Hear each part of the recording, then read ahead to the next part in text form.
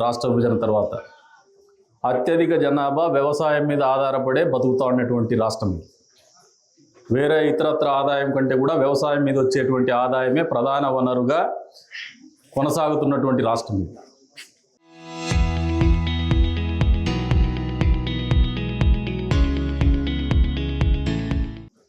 అతిపెద్ద వ్యవసాయ భూమి విస్తీర్ణం ఉన్నటువంటి రాష్ట్రం కూడా ఇది. మరి ఇటువంటి రాష్ట్రంలో గతంలో 5 సంవత్సరాలలో జగన్మోహన్ రెడ్డి గారి హయాంలో పాలకులు వాళ్ళ భూములే కాదు విలువైనటువంటి భూములు ఎక్కడున్నా కొట్టేయాలనే ఒక ఆలోచన చేసినారు. అందులో భాగంగానే ల్యాండ్ టైటిలింగ్ యాక్ట్ తీసుకొచ్చినారు.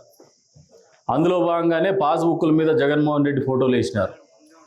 సర్వే రాళ్ళ మీద లాస్ట్కు జగన్మోహన్ రెడ్డి ఫోటోలు వేసుకునే పరిస్థితికి వచ్చినారు.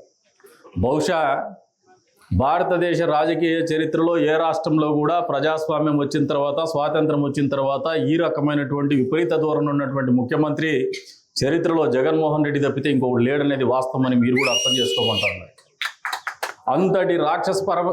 అంతటి పిచ్చి కానీ, అంతటి నియంతృత్వ పోకడలు కానీ ఉన్నటువంటి వ్యక్తులు రాష్ట్రాన్ని ప్రజాస్వామ్యంలో ముఖ్యమంత్రి అయితే రాచరిక పోకడలు తప్పితే ప్రజాస్వామ్య పోకడలు ఎక్కడ ఉండవు అనేది వాస్తవం అని చెప్పేసి కూడా ఈ సందర్భంగా తెలియజేస్తున్నారు. అందులో భాగంగానే ఇప్పటికి కూడా అపరిష్కృతంగా ఉన్నటువంటి వ్యవసాయ భూముల సర్వేలు కావచ్చు, టైటిల్ కావచ్చు, ఇవన్నీ కూడా మరింత జటిలమైనటువంటి పరిస్థితులకు రూపకల్పన చేసిండేది జగన్మోహన్ రెడ్డి 5 ఏళ్ల పరిపాలన.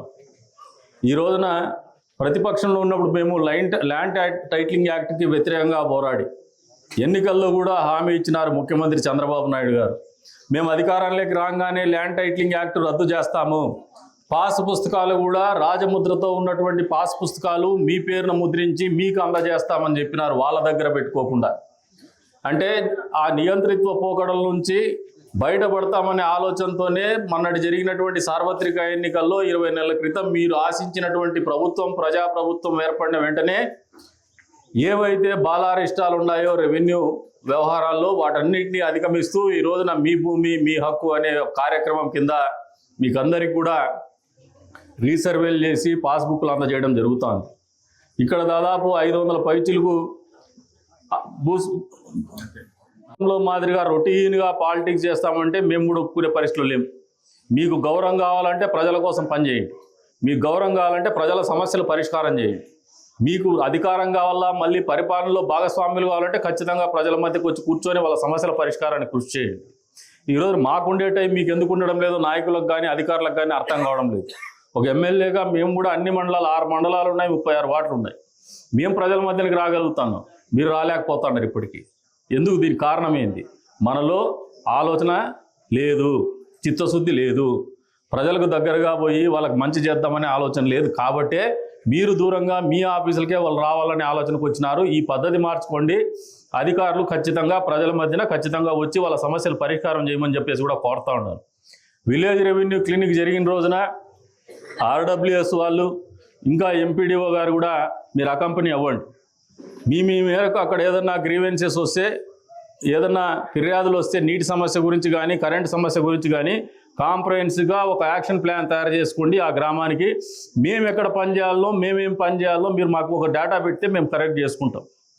వాట్సాప్ గ్రూపులు వచ్చినాయి, ఆన్లైన్ సిస్టమ్ వచ్చింది. ఇవాళ రేపు మీరు వాళ్ళకు తెలియదు, టెక్నాలజీ అనేది మీకు తెలుసు, మాకు తెలుసు, మేము అడాప్ట్ చేసుకోగలం. చేసుకోలేనటువంటి వాళ్ళే. కాబట్టి ఫిజికల్ మీటింగ్స్ అనేది వాళ్ళతోనే అవసరం. మీరు ఈ పద్ధతి నేర్చుకున్నారంటే పరిపాలన సులభతరం అవుతుంది, ప్రజలకు అందుబాటులోకి ప్రభుత్వాల దగ్గరకు అవుతాయి. ప్రభుత్వం యొక్క ఆలోచన విధానం కూడా ఇదే. ముఖ్యమంత్రి గారి ఆలోచన విధానంలో కూడా ఇది స్పష్టత ఉంది. మనలోకి ఇంకా సింక్ అవ్వాలా ఇది గ్రౌండ్ లెవెల్లో, క్షేత్రస్థాయిలోకి రావడంలా.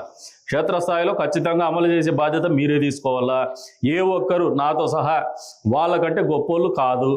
మీకు జీతాలైనా, మా గౌరవమైనా, మా జీతమైనా వాళ్ళు వేసే డబ్బులతోనే వాళ్ళు కష్టపడి సంపాదించి మనల్ని ఎన్నుకొని ఇక్కడ పెట్టినారు.